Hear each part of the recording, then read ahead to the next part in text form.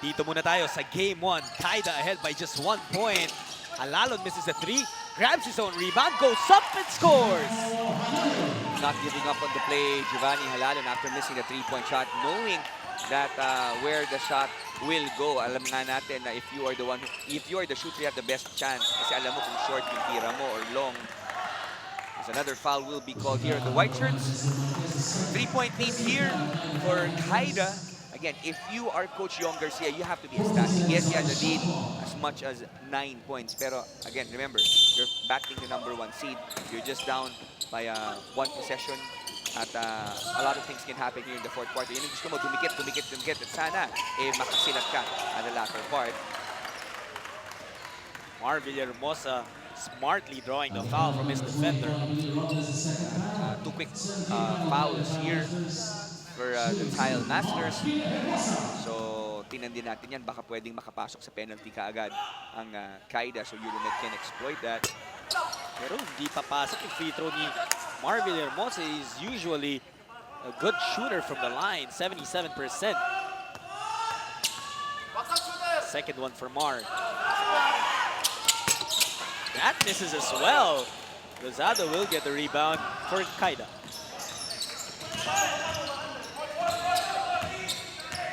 Halalon against Zamar. Kinuha ang screen ni Marquez. Umatake. Cross-court kay Robles. Perimeter shot doesn't fall. But the offensive rebound goes to Marquez, who misses the putback. That's gonna be a foul on Marvin Hayes. Sayang yun for Dexter Marquez. Gonna love the effort, but missing that giving shot. 3 quick team fouls here. Wala pa tayong 1 minuto in the fourth quarter, so kailangan bantayan natin yan kasamang jump. Pa namang Euromed, they have a lot of scorers who can attack and draw fouls. Pupuntahan nila ngayon si Pari Llagas against Marquez. Handoff, Custodio, back to Llagas. Beautiful play dito at puntos ng Pari. Nice play mula dito kay Custodio. The presence of mind, knowing that he was gonna be blocked, seeing the diving Pari Llagas. Yun, masusupal na siya nun. Ganda nung drop pass niya. Ganda nung dive mula dito kay Pari Llagas. What a beautiful play. Nakuha niya yung dalawang defender and then draw niya and good recognition on the part of Jofer. That extra pass finding Llagas, who completes the 3-point play. 62 apiece with 8:50 remaining sa ating laro. 8 deadlock na natin to. It's really been a very close game outside of Euromed leading by 9 points. Ito, Marquez hit the 3 earlier. He's always so active on the glass. Gets the defensive rebound. Halalon goes up for the jumper. Hindi ba tagbog, papasok ng ring. At meron daw extra extension of the hip. The referee said ball will remain with Caida. Nakita natin si Halalon can always turn the corner, but pag inaabangan na siya going underneath that screen, yung balance niya sa kanyang jump shot, very similar to Jason Castro in his early years, hindi ba masyado consistent, no? Caida looking to get the lead once again. Pocket pass, Dexter Marquez is fouled on the way to the basket. Coach Yong Garcia barking out instructions, asking them to switch that ball screen on that play. Just a big-to-big ball screen there. So Dexter Marquez will be shooting. He actually struggled from the 4.5-meter line, but finally got his rhythm here in the second half. As you see Jofer Custodio, really one of the main cogs. Talagang napakaganda ng kanyang laro, already with 18 points for his team. As itong si Abundo will be checking in for Jofer Custodio. Abangan natin yan. Sigurado ibabalik ka agad ni Coach Yong Garcia. Itong si Jofer. To si Abundo, one of the guys that we talked about at the top of this coverage, that he hadn't really put his fingerprints on this game. 4 fouls na pala itong si Jofer Custodio, kaya tinanggal. So big development here to the cost of Euromed. Zamar, wala. Llagas warding off Dexter Marquez. Siya na naman. Nasa sahig na naman. That's gonna be huge para dito ka sa Euromed. Pari and Jofer Custodio, the two guys who connected for that excellent play earlier, parehong may 4 na foul na. Ito, penalty na rin pala itong Caida here. Oh, just barely 8 minutes remaining here in the game. Tagal pa. Marquez sa atake. Beautiful move from the big man, putting the ball on the floor, eluding the defense ng Euromed. Almost a triple-double for him. 13 points and 9 rebounds. Dexter Marquez, you talked about his consistency. Mula elimination round hanggang etong quarterfinals, semifinals, consistent. Itong si Dexter. De Leon niya yun, pupunta kay Villahermosa. Iniipit ni Lozada. Back to De Leon, blocked by Robles.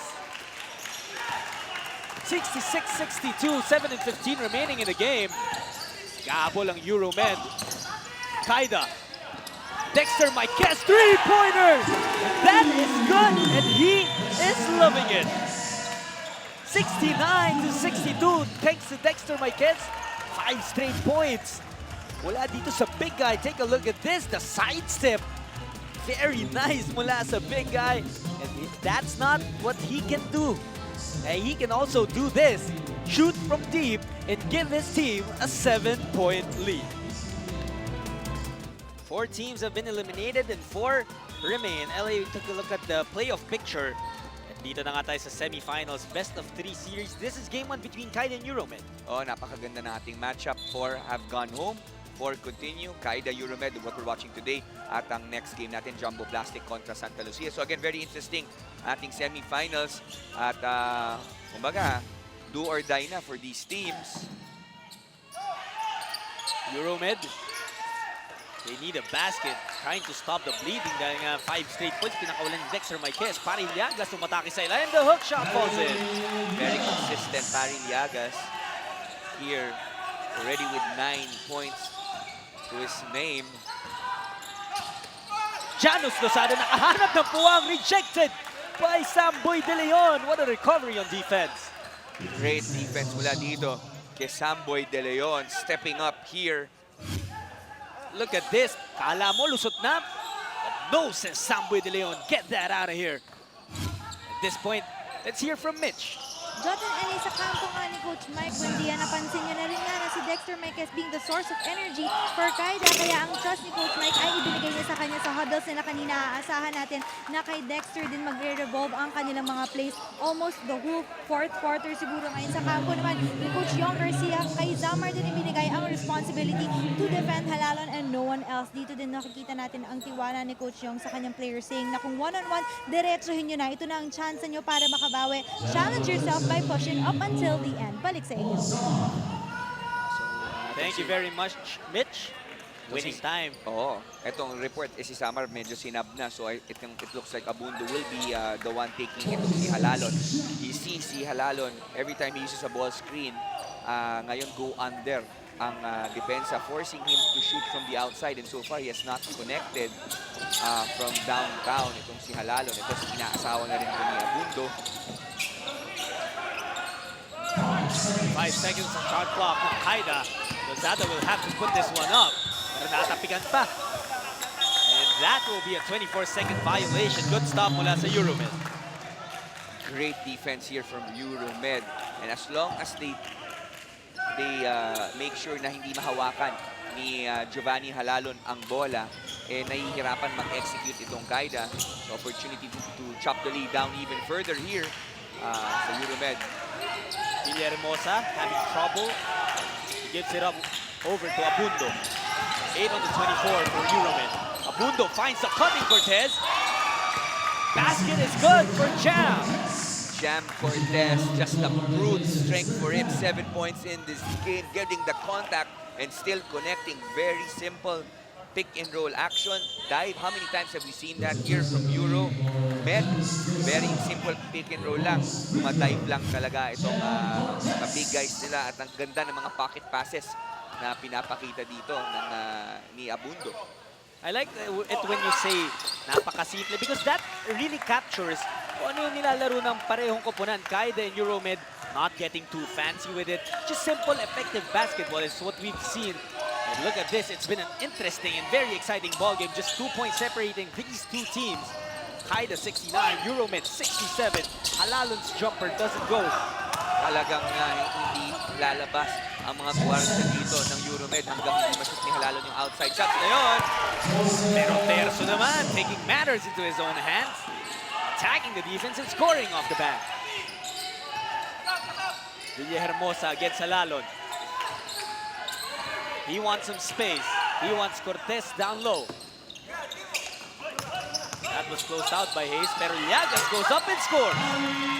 You have to read the scouting report. Pari Llagas will always like to turn on that left shoulder for that right jump hook. 11 points na para dito kay Pari.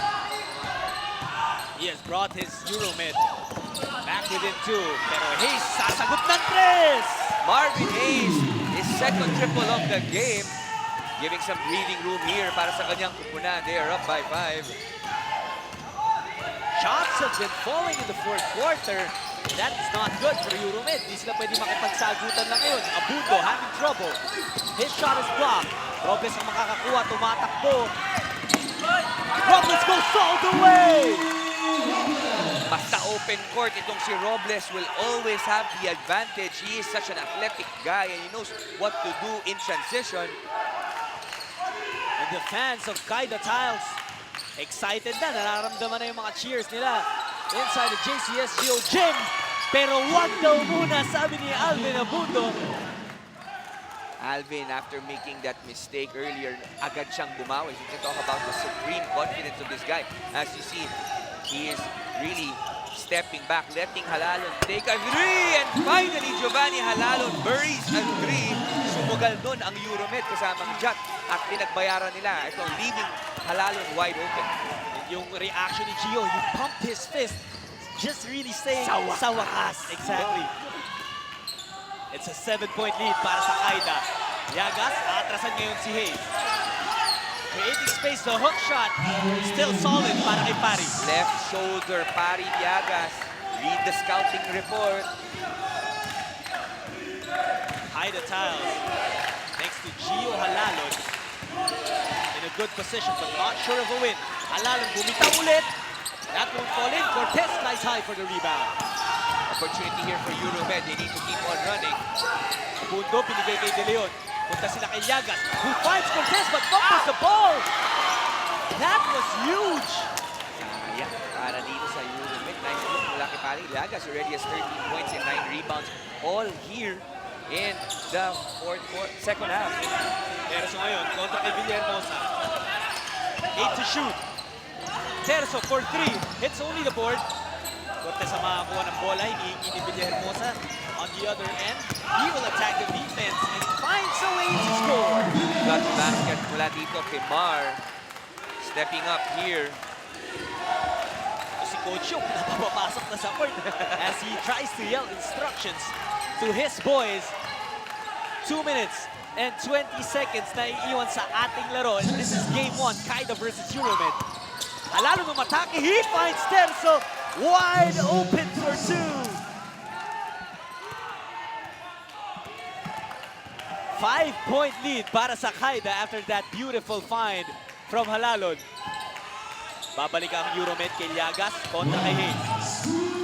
Llagas has advantage, kicks it out. Cortez, he's stepping on the line. Doesn't go anyway. At si Hayes ang pupulit ng rebound. Caida trying to use the clock wisely. Babawasan nila yung oras as much as they can. Tensions felt inside the JCSGO gym already. Lalo umatake, the spin, he goes up, he scores! Gio Halalon has come alive in the fourth quarter. Abundo ngayon, susubukang post yan si Halalon. Cortez almost traveled. His shot doesn't go in, pero nabitawan ni Dexter Marquez yung rebound. Ball will remain with Euromed.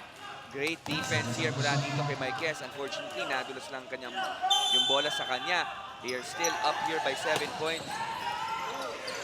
Abundo inbounds the ball far up high kay Cortez. Here's Villahermosa against Halalon. Mar goes up. He puts 2 points on the board. 5 puntos ang inahabol ng Euromed. We have 1 minute and 10 remaining sa ating laro. Terzo. Trying to waste clock. Terzo still 8 on the 24. Binigay niya kay Halalon. Gio finding Robles. Denied upstairs. Villahermosa is running. There are defenders trying to hamper him. At si Terzo magbibigay na ng foul. Although they are in penalty. So this means 2 free throws para kay Mark. Carjack finish in store for all of us here. Watching inside the JCSGO gym. Watching on Action TV. Ito po, Pakbakan Basketball. Hatid sa inyo ng PCBL. Villahermosa to the line. His first shot, that doesn't fall in. That's gonna hurt.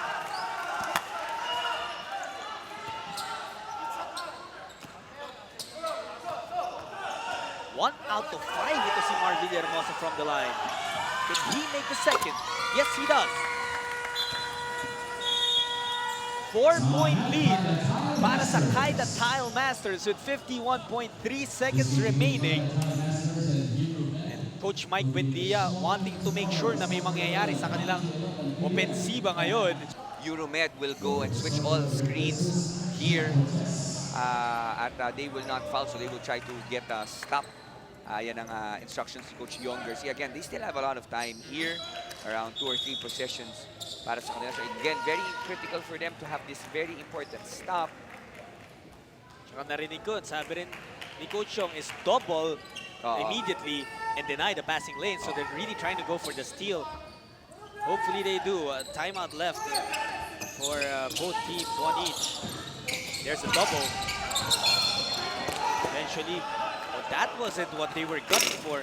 Definitely, kasi ako narinig ko mismo, sinabi, wag mo Ayan, nagagalit si Coach Yong. Pag nakita natin, direct makakita mo si Coach Yong. There he is. Enter frame. Enter Coach frame. Yong, very unhappy about that sequence. Kasi napakalinaw nung sinabi niya. Sinabi niya, wag tumrap, go for the steal. Di ba, nabanggit nga, look for the passing. He did not want to foul.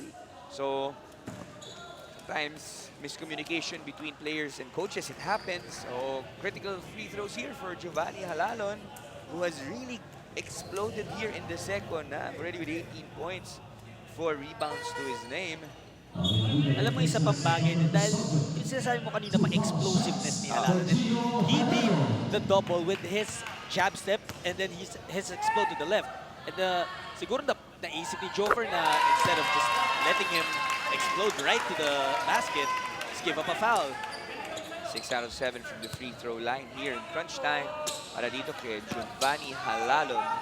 Just, kanina nung first half, halos hindi mo naramdaman. But all of a sudden, exploding for his 20th point of the game, Jat. At hindi lang puntos ang binigay ni Gio sa larong ito. He's also contributed in a lot of other aspects. Alam mo naman to si Halalon laging triple-double threat, also with 6 assists.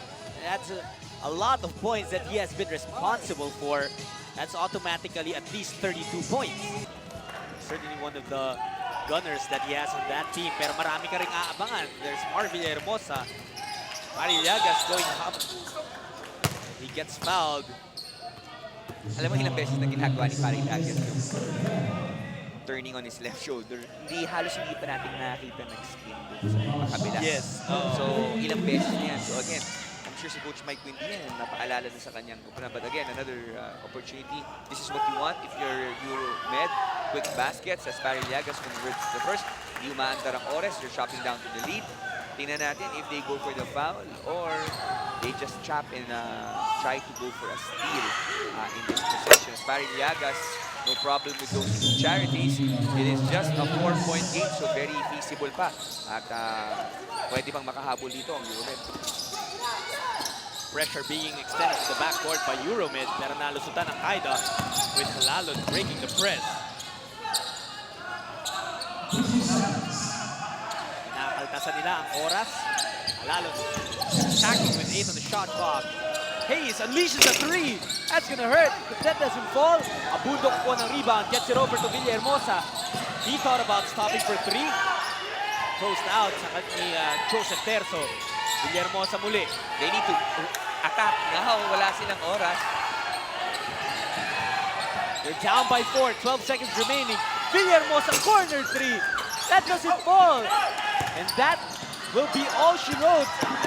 Terzo getting the basketball and scoring. Oh, nice play mula dito kay Terzo. Miscommunication on offense there here for Euromed. They were down by 4. They needed a quick basket, but unable to execute in crunch time. Etong Euromed.